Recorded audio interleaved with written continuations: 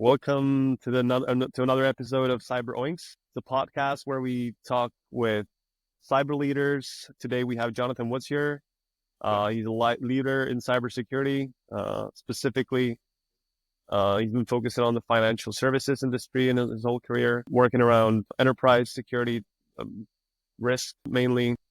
To drop a few names, he's worked with the likes of PwC, Westpac, Commonwealth Bank, and these big names, that you've all probably heard of. Right now, he's working with a big financial services organization I'm not going to name. So it's great to have you here, Jonathan. How you doing? David, good to be here. How's Sydney right now treating you? Sydney's great. We always talk about the weather. So it's the weather. The weather is getting warmer. We're moving into springtime, and like today, the sun was out. It's like super great, and everybody's getting ready to go to the beach, and everybody's getting excited about just holidays around the corner. Not really around the corner, but then in December that's our summer here. So everybody's excited about Christmas barbecues. Yeah. Sounds like you're trying to ruin my day. I'm in Pittsburgh right now. We've been having rain for the last week or so. So, a bit of envy, to be honest with you. Well, come visit. Definitely. So anyway, today what we're doing is 12 questions for cyber experts. Just to briefly introduce the concept, basically there's these 12 topics that I personally run into a lot where, even though these are fundamental questions, experts in this field do have different opinions about these things, or at least different perspectives. I find that really interesting. I think it's, kind of interesting that we have these fundamental questions that people don't really see the same way. I was talking to someone earlier today, and I was telling them, if people had different opinions about physics, there's no way that rocket ship would be flying, right? It just wouldn't work. Right. That's right. Yeah. But I think it comes down to everybody's got different experiences, and everybody's seen different things that work in different places. And a lot of times, it's easy to get really dogmatic with things and saying that there's one way of doing things, the only way of doing it. And when you get really into the nuts and bolts and the practicality, there's sometimes the most dogmatic, control that someone would put in place is that may not actually be the best to make sure that you prevent the crooks from getting in or encourage people to do the right things. Yeah. Yeah, absolutely.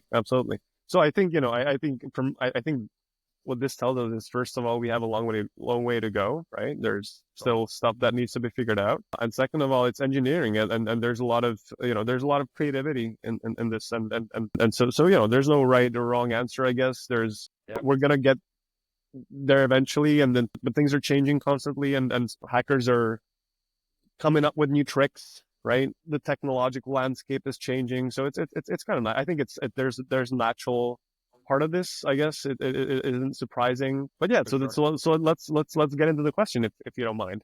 Yeah. Let's crack on. So maybe one last thing before we actually go ahead. The questions, the way they're formatted, it's sort of a yes or no, or sort of a multiple choice type of a situation.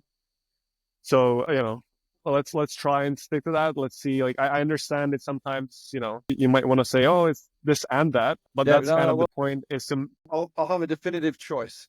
I'll have a definitive choice. Okay. Yeah. Right. Exactly. So as a warm-up question, I want to ask you this one thing to see if we're on the same page about the process. Okay.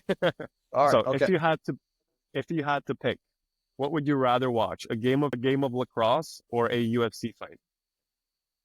A UFC fight. Okay. And why would that be? To see if Mark Zuckerberg is going to be there, giving a fist bump to the guy. I like it. All right, nice. Okay, so I saw that a few months back. I was watching a UFC fight, and Mark Zuckerberg jumped up and gave a guy a fist bump, and I thought, what world are we living in? This is happening. It is interesting for sure. Even though believe it or not, I used to play lacrosse. Oh, did you really? Okay, that's interesting. Yeah. So it's one of those sports for you. It's one of those funny, but it's one of those sports that you enjoy playing, but you'd never watch. I don't think I'd ever watch it. Yeah, it's kind of fun, but even playing it, the problem is the helmet is there, so it's hard to see side to side, and it's a lot trickier than anything. But it's a fun sport. It's a fun sport to play for sure. All right. So okay, so let's actually get into the questions. Yeah. All right. The first question is around BYOD policy and managing devices. I want to get your opinion on these two sort of contrasting ways of thinking about managing device security. Are you for having a really good and well-defined BYOD policy, or do you think the way forward in cybersecurity is by basically restricting the way enterprise resources are accessed to just solely manage devices? Okay. Okay. My answer on this is the second one, is managed devices. Managed devices. Mm-hmm. I used to really love the idea of BYOD. I used to love the idea of having, but what I found is when there's a lot of BYOD, I think you end up introducing quite a lot of shadow IT into the environment. Right. Right. Yeah. Makes a lot of sense. Is it, just to sort of expand on this question, do you think where is sort of the line for, because, there's enterprises, there's medium businesses, where's the line for, let's say, business size or sort of revenue or something like that to start actually considering, what the managed device way of going about things is the right way for us? Is there a certain breaking point where you feel like it's makes sense to do it that way? Because like let's say a small company, Yeah. for them it's probably a totally unacceptable way of thinking about things, right? Where do you think is that breaking point where it's sort of like, okay, you should really start thinking about doing it that way? Okay. I'd say possibly less size, more industry. So if you're like a financial service industry and you are regulated by one of these big groups, like in Australia, we've got APRA, for example. And if you're regulated by one of these industries that I guess I think Europe's the same way, where they start off putting these very big, broad policies, but then they start getting a bit, I guess they get into the detail and they say, here's the controls that must be in place, type things. Right. And here's how you must manage your data. Here's how you must do those things. When you get into Right. those things where the risk becomes so much of a compliance, it becomes a compliance issue as well. I think it's by industry that you need to make those decisions. Right. And it's so hard to do that, Yeah, situation where you got all these devices that are owned by people and you don't really have control over it. Yeah, for sure. And that's the thing. It's if you're managing it, and especially if you're managing a lot of customer details, and especially with things like AI coming into play, where you're really trying to make sure that you're doing whitelisting, blacklisting of things. When you're using the bring your own device, I mean, there's a lot of things you can do to manage it, but there's if it still feels like there could be some leakage with bring your own device. Yeah. Yep. So a big topic in cybersecurity is this mantra: people, process, technology. Yes, Right? absolutely. It's something that anyone in cyber you talk to, That's it's right. one of those things that when they talk to people that don't know about cyber, Yep. they're going to mention this, right? It's obviously one of those things that the point of it is you got to do all, right? My question is, if you had to give a device to organizations, I guess especially those mid-sized organizations, which one would you say needs the most focus, or which one deserves to be focused on the most from your perspective? Of people, process, or technology. I'd say. Okay. All right. I'll say people. I'll say people, because right now there's the ability to do all kinds of the things. There's the ability to use your phone, take a photo of something. There's the ability to for there to be a phishing email. There's the ability, and there's new deep fakes are coming in. I mean, all these things are coming into play, and people just need to be aware of those things, because there may be something that comes around the corner that hasn't been planned for. And so if people are trained, if people have, and most training is not that good, But if there's really good training out there, and if people use their brains and they're pragmatic, they'll actually try to do the right things for the Mhm. organization. Yeah. So Have you like just I think people. expanding on this? Have you this might be a slightly sensitive question you don't have to answer, but have you actually been in a situation where you felt like people have been trained well as a result of an activity? You know what I mean? Uh, okay, if I'm brutally honest, mostly no. But it feels like if I was going to be a crook and break into something, the way that I would get Right, in wouldn't be through the technology side. It would be through right, social engineering. It would be through all the other things, right. through people to get in. If I was to like a banking organization, I would be doing tailgating. I would be doing all kinds of things to get in into the Yeah, organization. Whereas I'd be trying to get passwords other ways, but it wouldn't necessarily be through brute force attacks and things like that. yeah, I mean, yeah, yeah, it would be through social means to get in yeah. for sure. Absolutely, absolutely. So I talked to a lot of MSPs, a lot of CEOs of MSPs. One thing that I do see a lot, I'm not sure if you have a strong opinion about this, but one thing I see a lot is that MSPs do usually a couple of things around cybersecurity. Yeah, It's quite common. They even though they may not provide cybersecurity services directly, they do things that are cybersecurity related, especially around the tools area, right? They will, of course. to some extent, make sure that you have some tools present or something like that to actually sort of. For sure, for sure, for sure. Now, sometimes the result of that is that the clients feel like it's the responsibility of the MSP to manage their cyber risk because they're doing stuff in the cybersecurity space because the client doesn't actually understand IT a lot of the times, right? They're not really Sure, sure. there's a lot of expectations and a lot of lack of knowledge, let's say. Yep, for sure. Is this, do you see the world this way? I guess is the question. Is it sort of a I think it's getting more and more that direction. Often there's a lot of third-party assurance reports, things like that come out that I have like the standard control objectives and the standard controls that need to be in there from like a SOC 2 or it used to be 3402 reports. I mean, all these different there's lots of different number reports. Third-party assurance reports. There's typically an expectation. So if you're if you're dealing with either a service provider, or if you're dealing with a SaaS product, or if you're dealing with anything that would be assisting the organization, I think right now there's an expectation that there's a minimum standard that's there. And I think this Mhm. is probably comes down to like was it, ISO 27001.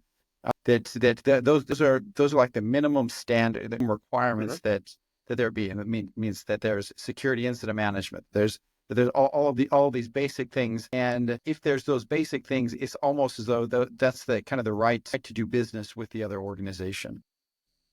Right. Yeah, Yep. Absolutely. Yep. and I think if you look at like some of those principles like secure by design, for example, they are when an organization will start bringing on all these new entities almost out of the box. There will be a few basic questions, and just in order to do business, you need to answer Mhm. certain questions. I mean, some of them are where do you operate out of things, and can we get Yep. some recommendations, things like that. But you almost need to have a third party assurance report that goes with it. A lot of times, just in order to do business like with governments, sometimes especially financial service organizations. Yeah. Yep. Yep. Yep. So, I mean, by the way, this is an interesting topic. Secured by design. This is one of those things where, especially when you're talking about SaaS products and SaaS tools, I feel like it's and especially ones that are cyber products, especially a lot of the times there's a lot of configuration that needs to happen. For sure. For sure. There's different ways of using the product. It's an interesting thing to think about how that contrasts with the secured by design. Um, way of thinking about the architecture or just Yeah, for sure. methodology or whatever. whatever, because it's on this one hand secure by design. On the other hand, there's a lot of stuff you can change, right, about the way the product actually works. I just Yeah, well, that's an interesting. a lot of times, a lot of the times, the configurations for any of these things, even cloud providers, it's very simple to do, and sometimes the configurations are so easy to do that, and it changes, and it can cause regulatory breaches very quickly. So just something simple like changing your disaster recovery site with an AWS instance from Australia to Singapore, there can be regulatory impact from that. Yep, yep, And yep. That's just one guy in the back room just to make a quick configuration change. Yeah. Oh, hey, why are we doing it this way? We can save that $10,000 a month or whatever just by doing it this other way. Yeah, yeah.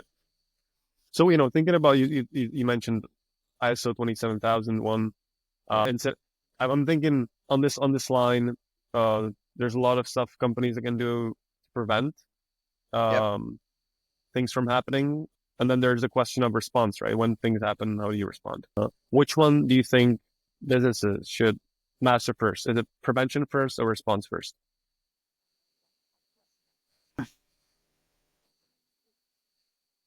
I like prevention. I'm a big fan of prevention, and it's possibly going back to the answer I gave before of why people are the most important part. And it's that if you want to make sure everybody does the right thing, you put preventative controls in place that force them to do the right things. To do the right things. They give critical thought to things. They don't just open up random emails. They don't just randomly let somebody tailgate them into the office. I mean, just things like that. But in all reality, the more prevention you've got in there, the less ability there is for human. Yep.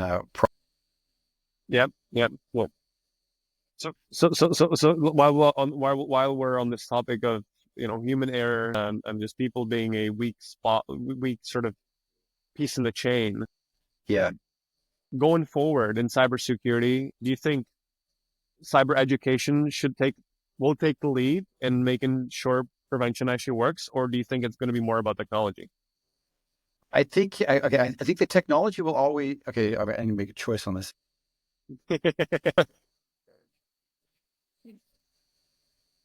Okay. This will sound contradictory to but I think technology will technology will, and the reason why is I think with AI coming in, there's going to be a lot more ways that AI can basically sniff out bad emails. AI is going to be able to. I mean, if you've got a video camera and the camera is monitoring, it can identify when people are doing the wrong things, like tailgating in. It can identify when somebody doesn't belong in the office, facial recognition, or things like that. I think when technology really catches up, technology will prevent many bad things from happening. That there will, for a very long time, I think there's going to be still that there's those instances of humans being able to get in. Pretty much anytime I listen to, I don't know if you ever listen to like DEF CON talks. If you listen to the way someone breaks into this or this bank, or they broke into this hotel, or they broke into all these different things, it's the human element that's the breakdown. The tech is there, and the tech is a pretty binary way of getting in, because you can only get in through X, Y, and Z methodology, and it's very that's the only way. But when there's humans, there's different ways you can trick a human to give you something that they wouldn't normally give you. Or you can look at the human and you can realize, okay, the way the security works is like this, and the human needs to have like it was multi-factor authentication. They need to have their phone, they need to have their username, they need to have their password, and then if you can somehow figure out how to get the person's phone, and you can figure out the person's children's names, or something really basic like that. Or you can have a camera behind the person. I mean, there's a few different things you can do, but it'll be the human more than likely that'll be the part that is the breakdown. Yep. And by the way, one thing I'm thinking about is as you were saying, sort of like where things are going to head in the future. I think it's also a question of the timeline, right? I think, Yep. especially for technologists, it's usually the case that we, I guess, anticipate things to happen quicker than they actually end up happening. Yep. But sometimes from a long-term perspective, we underestimate how much of an impact a certain technology is going to have, right? Yep. So ransomware, a big topic in cybersecurity. If you look at the numbers, it is something that's still on the rise. It's happening more and more. So organizations are getting hit by it. The question is, do you think it's more about, is the reason why it's happening so much? Is it about the fact that we're not using existing technology well enough, or is the problem sort of the state of the art in the tech space, and is the solution battling ransomware and turning things around a bit on this front going to be more about innovation, do you think? Okay, I think it's going to be about innovation in order to prevent it. I think it's also going to, and the innovation will probably go back to what we were talking about before, probably lock down computers even more, because I mean, Right. I'm sure you've heard of instances of people using things like Dropbox and things like that, and because they stored things on Dropbox, they accidentally got some ransomware in, because that ransomware came in, even though, you know, the most governments tell you don't pay the ransomware, things like that. People have to pay it. It's like, okay, thanks for the advice. Thank you for the advice, but my company will die otherwise. And the government's not going to take care of it. I think it'll be locking down systems probably more. It'll probably be more about identifying where it is. But I think one of the things is, you talked about the rise of it. I think the rise of it is, there's more people online now. There's more crooks online. There's more bad people, more attackers coming. But the interesting part of it, when I say rise of it, of course, it's the volume, but it's also the percentage which is rising, which I think is really interesting. Is that it's taken up more space well, I mean, thinking about Verizon data breach report in the last, I think, I'm not sure if it's the 6 or 7 years or something like that. It's risen from like 1% of the cases to like 24% or something like that. So it is taken a bigger chunk of what's actually happening, right? And I think part of that is there's money involved. There's money involved, and so there is people able to get money, and people able to pretty much anonymously get money, and so they can use cryptocurrencies, they can use things like that, and they can initiate the transaction anonymously and actually use work with the value, and then I guess it is traceable, but it takes time, and it's not, you can't really, and if you're already somewhere that's kind of out of a certain jurisdiction, and especially with the way things are these days, there's many places in the world where there's not a lot of international cooperation, and where you become untouchable. Basically, it's a hard thing. Absolutely. And there's a lot of countries like that, and you don't actually know where it's coming from. So I mean, a lot of people think it's all coming from Nigeria. Not necessarily. There's a lot that's coming from you don't really know where the money's coming from. It's difficult to know who you're dealing with, and I mean, it could be here in Australia that I'm dealing with another Australian here who's using a VPN from someplace else, and it's impossible to know. Yep. Now, you touched on this a little bit. You said governments tell you not to pay. Yeah. What's your? I don't know. It's kind of like if my daughter was kidnapped and the government would say, oh, don't pay because it incentivizes more kidnappings. I'm like, I don't care. I want to get my daughter back. You know, I'll do whatever. If you're using, if you've got like insurance, like cyber insurance, things like that, that's when you need to listen to them. You need to follow through with whatever's necessary in order to get the data back. I guess with an advisor in place, which I think the advisor, they want to help you get your data back more than anything. Right.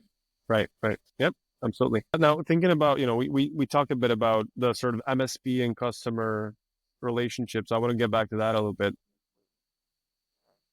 If there's a breach, Mhm. there's always a cost associated with it, whether it's direct or indirect. Yeah. Um, when a customer is served by an MSP or an MSSP, in your opinion, who should bear the cost? Mhm. And that's a difficult one, and a lot of depends on the contract. I mean, Yeah. if you're looking at risk, right? Mhm. If it's if I'm a bank and I'm using, and what we use is just generic things. So say I'm using Salesforce. Say I've got customer data on Salesforce.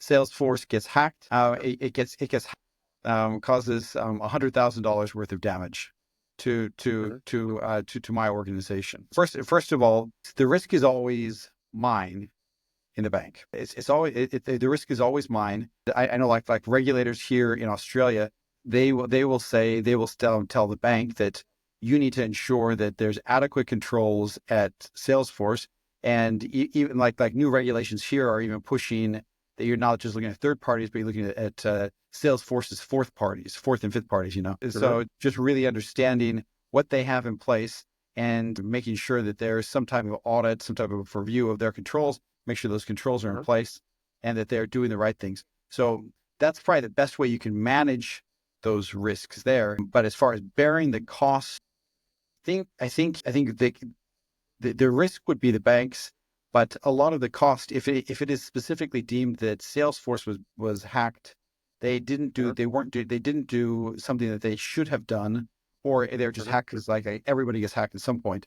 They get hacked Mhm. themselves. Then Salesforce should have a certain amount of insurance there in order to pay. Okay. But I mean, I've seen instances where mistakes are made from an MSP specifically to a bank, and it could be simply that somebody runs the wrong script and erases the wrong things, that kind of thing, Mhm. and it causes Mhm. huge amounts of damage. Mhm. If the mistake is specifically the service provider should pay that debt, especially Right. especially if they've been contracted to do it. That Right. said, the They. risk Mhm. is still the bank's risk because they are choosing to use that service provider. They are choosing to manage controls in a certain way. They are still responsible for customer data. Yeah. Right. Does that make Absolutely. Absolutely. Yeah. yeah. I like because sometimes, by the way, with this question, it's a bit. Sometimes it gets a lot about the contract part of things, right? And I Yep. guess where I'm sort of heading with this question is not so much, like sort of obviously it's what's in the contract, but it's more about like what's the actual how should it be basically? Like how should How the should- contract be? yeah, yeah, How yeah. should the contract be framed, and what's sort of the right way of going about things? How to form these relationships? Because that's really the important part of it, right? Like that's what other people can maybe look at and say, okay, well, this is how we should actually think about the contract. So this is where our responsibility starts and yours ends, basically, right? Well, that's right, and that's why like when I've looked at like contracts, I looked at all the different parts of the contracts, making sure that there's all the security clauses in there and all those things, making sure that there's the clauses for their fourth parties, making sure that basically the fourth parties are responsible to have the same type of controls that we're putting in place, which Mm-hmm. I'm not sure if they do if they don't, but it's in the contract. Right. It's in the contract. But I mean, one other area that I look at is do they have indemnity insurance? And the insurance needs to be a big policy, not a little policy. It needs to be a big Right. policy. I've seen some there's some that's $10 million and there's $100 million. Things like Mhm. these really big numbers just in case something happens. Yeah. Yeah. Absolutely. So the next question, this is one of my favorites. It's about passwords. So this is one of those questions where I think it's a good example how of what I talked about earlier, where there's experts that have different opinions about things that kind of seem like they're fundamental and seem like they should have answers. This is not really just experts, standards actually. There are standards out there that are suggesting conflicting ways to basically manage password policies, right? There are some standards that are basically saying you should have a really strong password and you should not change it. I think the reason behind that is because with frequent password changes, there's also an increased risk of user error when people are used to changing passwords, and when a hacker uses that as a vector of attack and a way to social engineer a phishing email, for example, you're more likely to get caught if it's something that's actually happening. But then the other contradictory suggestion is exactly that, to have password policies that are around changing passwords every 3 months or so, let's say, whatever key you choose. Now, my question is, what's your view on this? Basically, how often should passwords be? Okay. All right. Personally, I don't like changing my own password just because I forget it, this is just my belief in it, which is I think passwords should be changed. I think they should be changed possibly frequently. Okay. And I know it's annoying. I know it's annoying to change them, and I've definitely forgotten my passwords, especially coming back from holiday. I've forgotten what it was, and so that's annoying to get back in. But I think it helps to prevent, in case someone has a password, in case someone has put something in and been able to figure out what your password is. Maybe 1 month and 6 months later, then they try to do an attack. They do it in that way. At least, right? At least it won't happen as quickly as often. Yeah. Yeah. And I mean, I guess on this note, just as a side note, one really important thing to consider here, I think, is just credential reselling, right? That in itself is a pretty good and important factor to consider, I guess. Yeah. I guess this is a side question. It's not actually part of but we were talking about that, about the responsibility of MSPs versus clients. I'm thinking more on the side of thinking about passwords. Yeah. One thing is quite common people do is they're provided with a password, let's say, or they're asked to create a password in their organization for some account, let's say. And then they go ahead, then what people usually do, because like, as you said, like if you have a hard time remembering passwords, you forget them and that sort of thing. They go and they use that password for another account that's totally outside of the scope of the organization. Now, again, like this is a matter of contractual agreements, of course, but I guess on the side of how things should be, who do you think is responsible in this situation? Is it the user that they've done something that they shouldn't have done, or is it more, let's say, the security management team or something like that? I think it comes down to the user. I think the user is responsible. Yeah. Yep. Okay. Zero trust. Is it a buzzword, or is it sort of the ultimate networking security strategy going forward?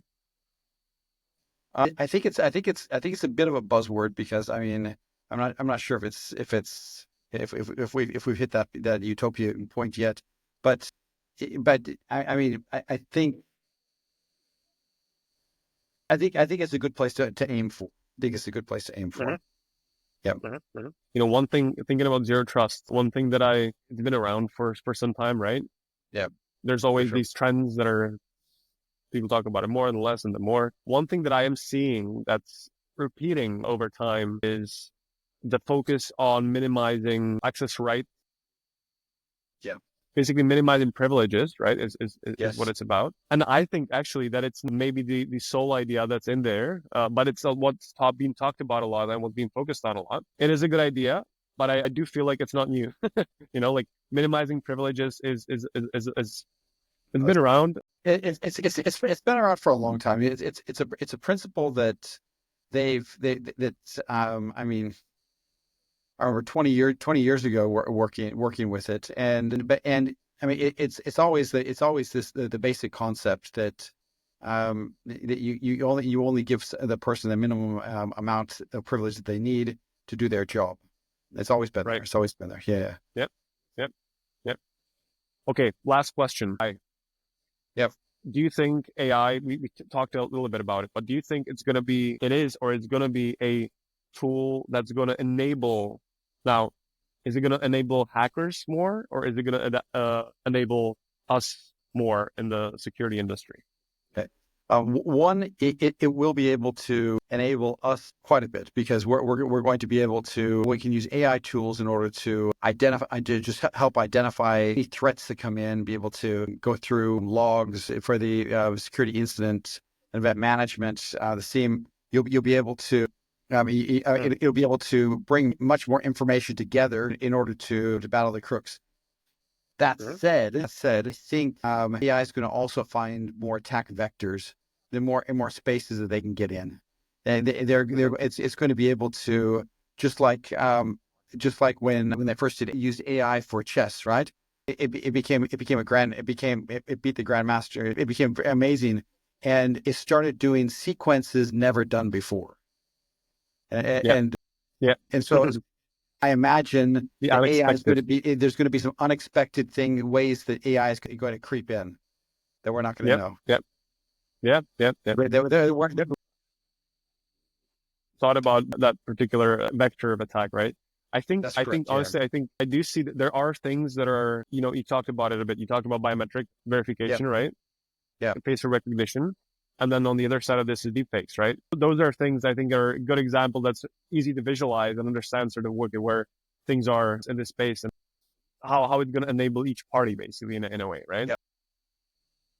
So I said the last question, but it's actually one of the last out of the 12 Sure. questions. The last thing I would like to ask you is more of a recommendation to leaders of small and medium businesses that are, really thinking about ways to improve the way they do cybersecurity.